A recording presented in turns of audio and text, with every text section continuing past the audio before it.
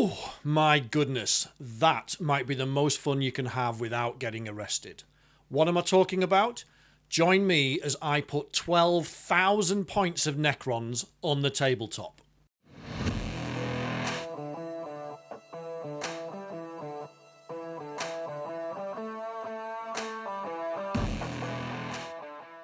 £2,000 games are great, and 3,000 games can be a lot of fun.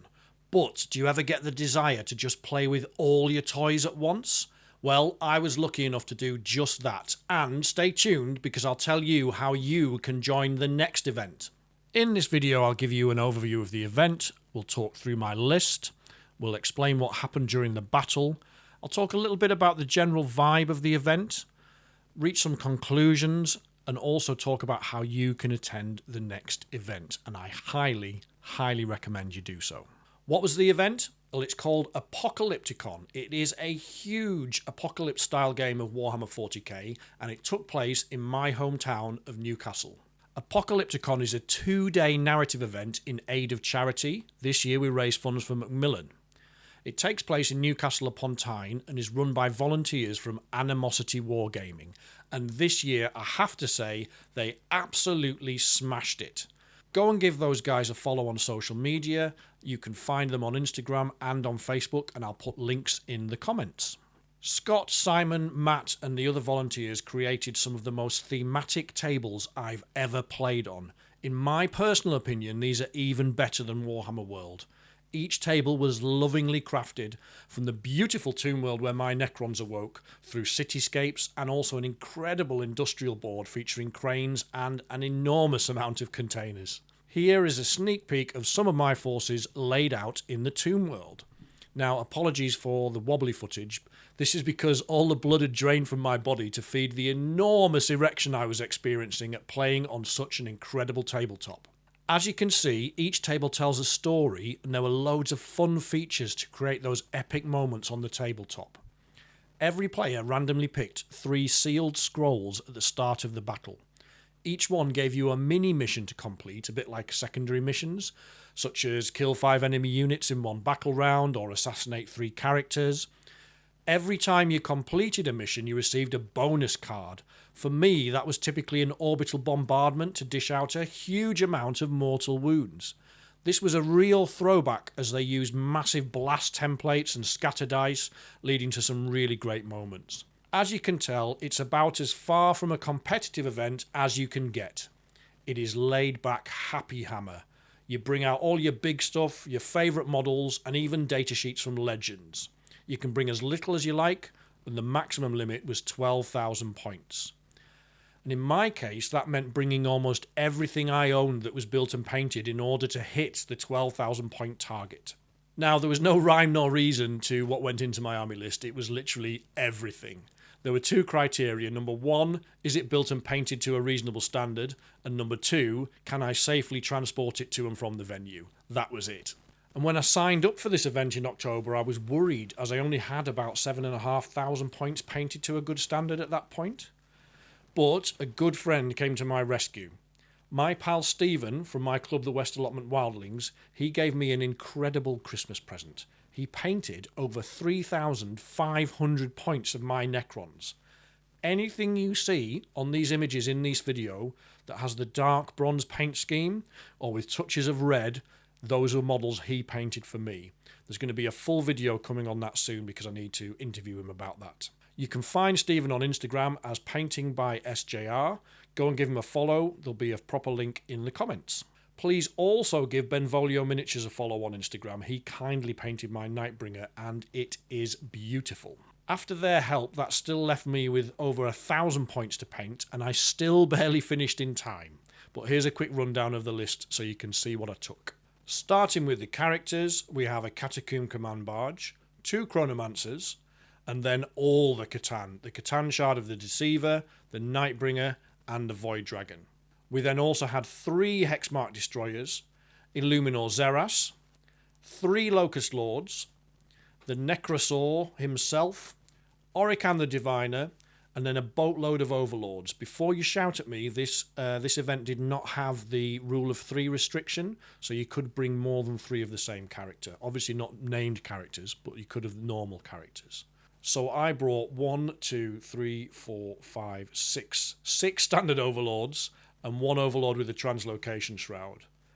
I also brought 2 plasmancers and 2 psychomancers, 2 royal wardens, 3 scorpec lords, 2 technomancers, and it wouldn't be a big apocalypse game without the man himself, Zarek the Silent King. And I mentioned before I brought all the Catan, obviously that means 3 Transcendents too. Moving on to battle line, on the Immortal side I took 5 Immortals with Gauss blasters, I took another 10, and then I also took another 10 with the Tesla carbine. On the Warriors front, I didn't want to flood the table too much with Warriors, but I brought 80 Warriors. I think it was an even split, 2 units with the short-range Flayer and 2 units with the Reaper. Also brought a couple of party buses, 2 Ghost Arcs, and that's the dedicated transports. Then we get into the meat of the list in the other data sheets. I brought 1 Annihilation Barge because it never gets off the shelf and I really enjoyed taking it, 2 Doomstalkers, a Reanimator, and then a lot of Scarabs. I brought 1, 2, 3, 4, 5 units of 6 Scarabs, 30 Scarabs. They were fantastic. I also brought 3 Canoptek Spiders to try and support them, and 2 Canoptek Tomb Crawlers, because I still haven't painted up the second 2. Again, for the Wraiths, I went over the rule of 3 because I could, so I brought all the Wraiths I own, which is 3 units of 6, and then another unit of 3. I don't like to leave home without my murder bucket, so I brought both units of Cryptothralls, and then I brought 1 big unit of 10 Death Marks and another unit of 5. Because this is a fun game, I was also able to get out some of the toys I don't use very often, so I brought both my Doom Scythes, which were fantastic. I think one of them might have survived till the end of the battle. One of them got shot down fairly early, as you'd expect, but I've got a sneaking suspicion that the other one was still there. Anyway, alongside their firepower, I also had 2 Doomsday Arcs, and then on the Flayed One front, I brought 3 units of 10. Sticking with the Angry Robots theme, I brought 6 Locust Destroyers, 3 heavy Locust Destroyers with the Gauss Destructor, 3 with the Enmitic Exterminator, and another 3 with the Gauss Destructor. Along with that hammer you need some anvils, so I brought 2 units of Lich Guard, both with the sword and board, and 2 units of 3 Ophidian Destroyers. They were supported by 2 units of 6 Scorpec Destroyers, and then 2 units of 6 Tomb Blades, 1 with the Gauss Blaster and 1 with the Particle Beamer. I also, just for giggles, brought 5 Triarch Praetorians armed with the Rod of the Covenant, and 2 Angry Crabs, the Triarch Stalkers. And that, in today's parlance, is 12,005 points. At the time it was just under. And if that's helped spark some ideas for what you next want to buy for Necrons, and you're based in the UK, please buy them from Loaded Dice. Loaded Dice is an award-winning UK gaming store which has just launched a fantastic new feature called the Mother of All Army Builders, or MOAB. You can select all the units you want, and then Loaded Dice will order them in and send you the entire bundle in one go. This not only saves you time, but you benefit from discounts of up to 20% off MSRP, and you'll save a packet on postage. You can even spread the payments to make it more affordable. And of course, if it's just a one-off purchase you're after, order from stock for fast delivery and a friendly, efficient service.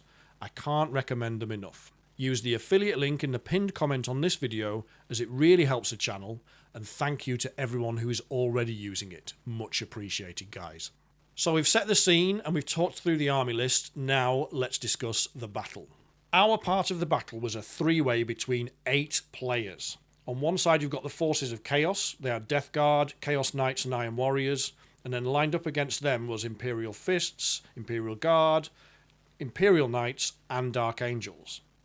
But as their tanks rumbled into position, little did they know that a tomb world was stirring beneath their feet. At the heart of the tomb world was a portal, and that linked to another portal on the planet's surface, which, unfortunately for the Death Guard player, happened to be right next to his deployment zone. So as he prepared to face off against an imposing force of Chaos Knights, Necrons suddenly materialised in his lines. Initially I pushed through 2 Lich Guard units to act as a shield wall and hold the line, while my other units were able to come through that gate, leading to some bitter fighting that lasted the entire battle. Meanwhile, my right flank saw Wraiths and Tomb Blades probing the Imperial lines, but being held back by some staunch Imperial Fists. Turn 2 saw the Inquisition arrive as they attempted to destroy the Tomb World before any more of my undying legions awoke, but they were struck down by a transcendent Catan. However, the Inquisition must have planted a beacon as in Turn 3 a huge force of Knights and Marines appeared in my backlines. At the same time, the Nightbringer and Deceiver arrived via deep strike into the heart of the Imperial lines. The Nightbringer destroyed a big knight, a dreadnought and a tank before succumbing to a hail of bolter fire of all things. The Deceiver assassinated some Imperial Fist characters, took out some other units, but then he was deceived himself as the treacherous Iron Warriors turned on their Necron allies. Meanwhile, back in the Tomb World, the Void Dragon managed to one-shot a big knight, while Combined Arms Fire took care of a couple more dogs. And we sadly had to call it at the end of round 5, but the battle for the Tomb World raged on. It was really in the balance and it could easily have fallen to the Imperium. I hope that gives you a little bit of the flavour of the battle. It's hard to condense it all into a short video, but also I want to talk a little bit about the overall vibe of the event. We had a really broad range of factions on show. There was loads of Chaos and Imperium as you'd expect. There's too many to mention individually, but I did love this fully kit-bashed Night Lords army, including Freddy Krueger. Look at that.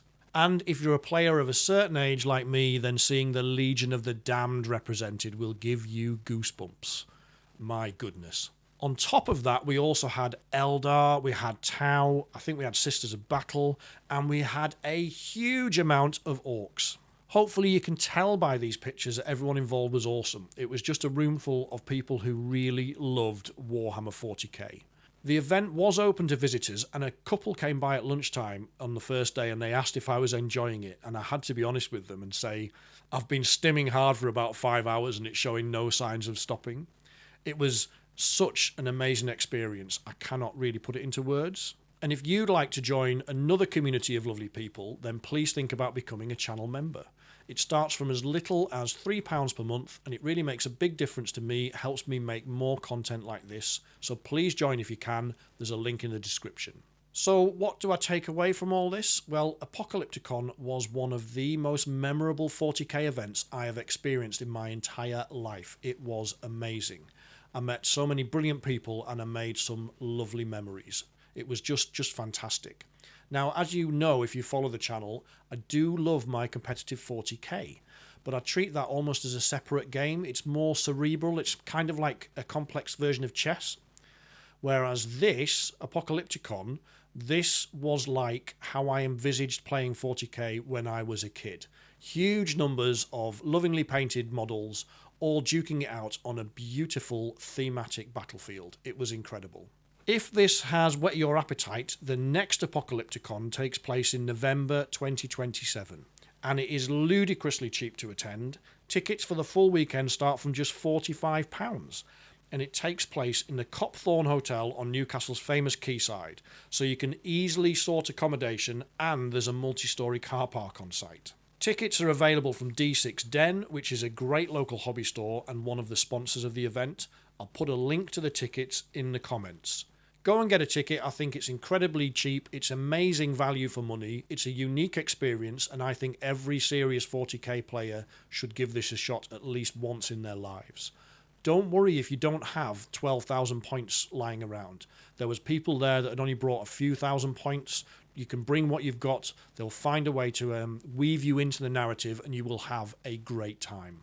All that remains is to say a huge thank you to my existing channel members and Patreons. I really appreciate you guys for your ongoing support. As I mentioned earlier, there is a link in the description if you would like to become a YouTube channel member. And if you would like to join the Patreon, if you prefer Patreon, hit me up and I'll give you the details. In the meantime, let me know in the comments about your biggest 40k games or your most memorable games. How many points have you put on the table and what fun did you have with them? Thanks for watching, and I'll be back soon with another video.